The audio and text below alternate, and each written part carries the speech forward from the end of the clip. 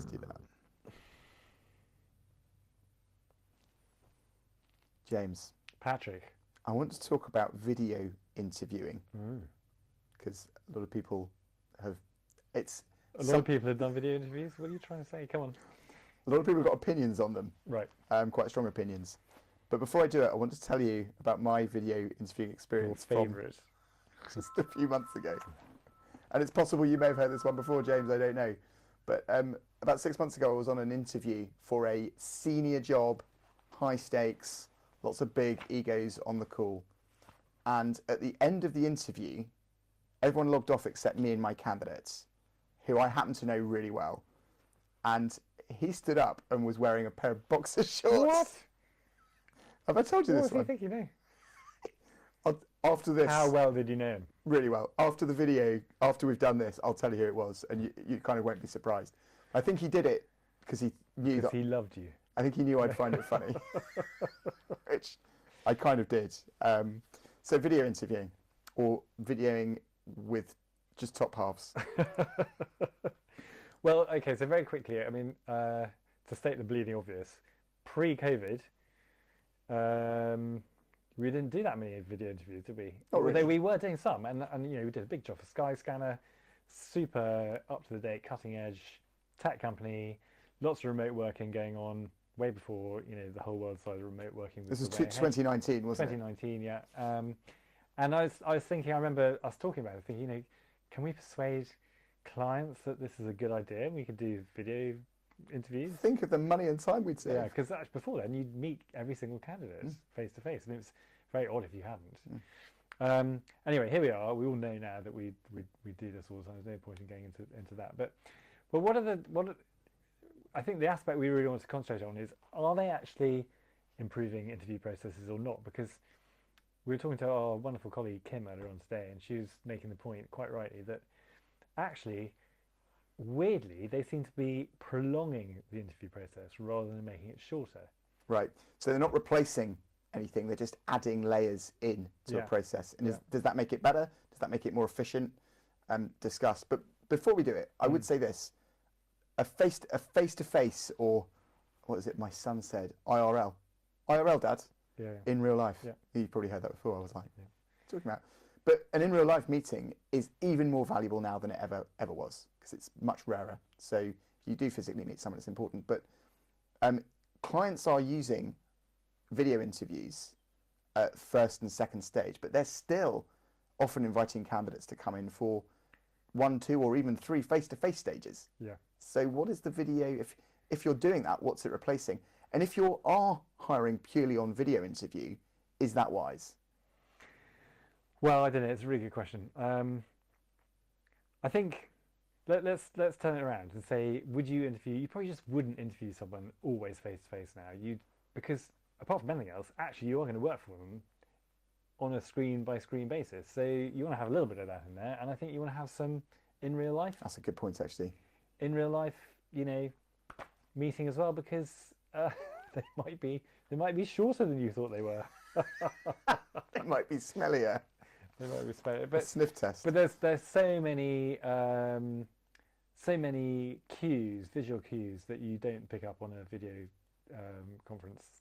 I think you said something quite smart there, which is that people do work remotely a lot. So you if you can't have a successful interview communication, remotely, then that's probably doesn't bode well.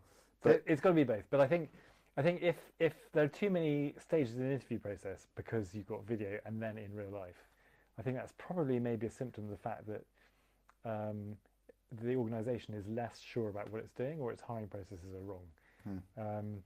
And I think it needs to be carefully thought about, because it does. I mean, I was a bit surprised in the process we just finished that the candidate complained they'd actually been through 7 different interviews before they got the job. And I thought, I'm sure it's not that many. And then I counted it up, and I thought, well, actually, that is true, because I've had an initial call with them, I've had a longer call with them.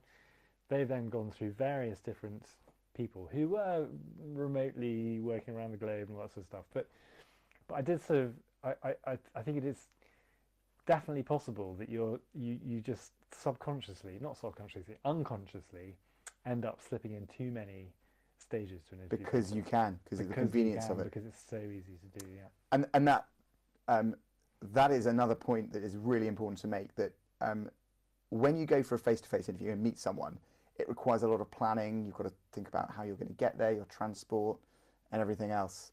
Whereas a video interview, where you can just pull a jacket and a shirt on, sit there in your boxer shorts at your dining table. Hopefully your boxer shorts as well, yeah.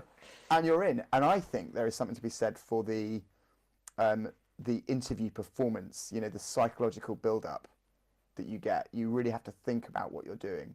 It's a half day or a whole day activity.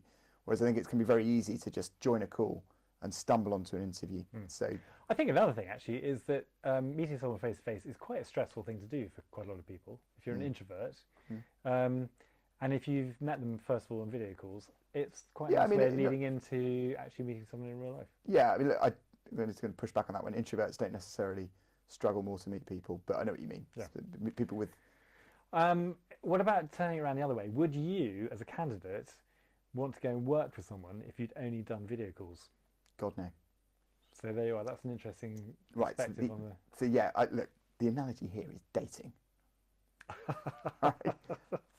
If all you've done is a video call or a series of video calls, are you ready for commitments? Or depends how desperate you are. Yeah. How long has it been? Look, the answer here is, I think a video interview has to be. Also, if I was a candidate for a job, and I was being invited to travel 2 hours each way for an interview, I would find it I'd struggle to do that without at least a video call, so I could pre-qualify it. So I think a video is just an enhanced telephone call, but look, I think you have to have a video stage in there for lots of good reasons. But I think you have to treat it as a serious interview, not just have it as an extra stage, which is unnecessary.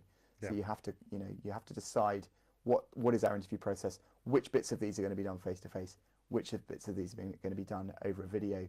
And I do think there's a tendency for video interviews to lack the vavoom of the vigor, the rigor, the stress of a face-to-face interview. Yeah. So I think that's which can be a benefit as well as it can also detract.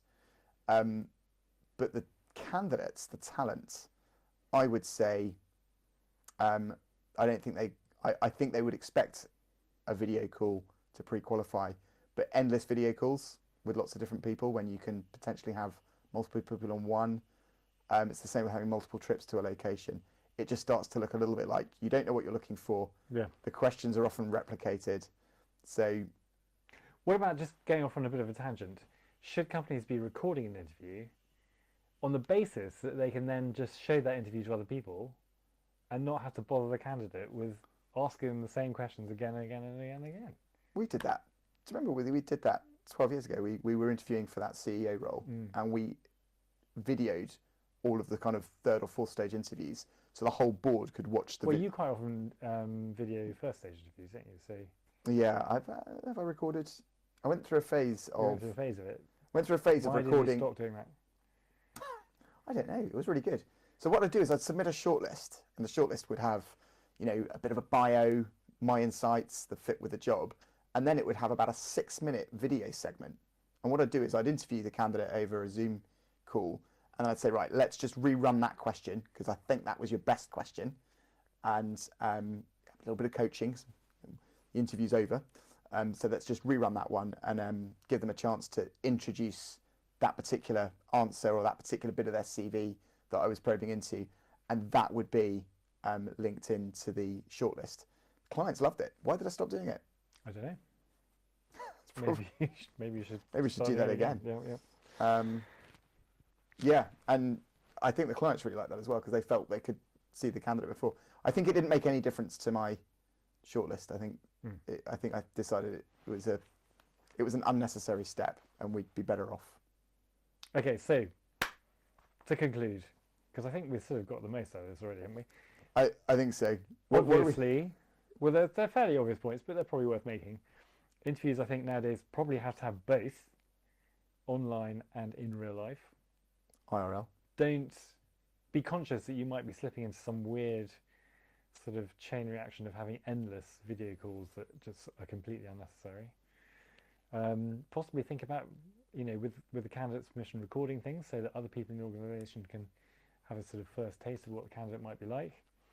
But ultimately, face-to-face is super important. And Really. there's way more communication in a face-to-face environment than there is in a video call. And if you do go for a face-to-face interview, don't forget to wear your trousers.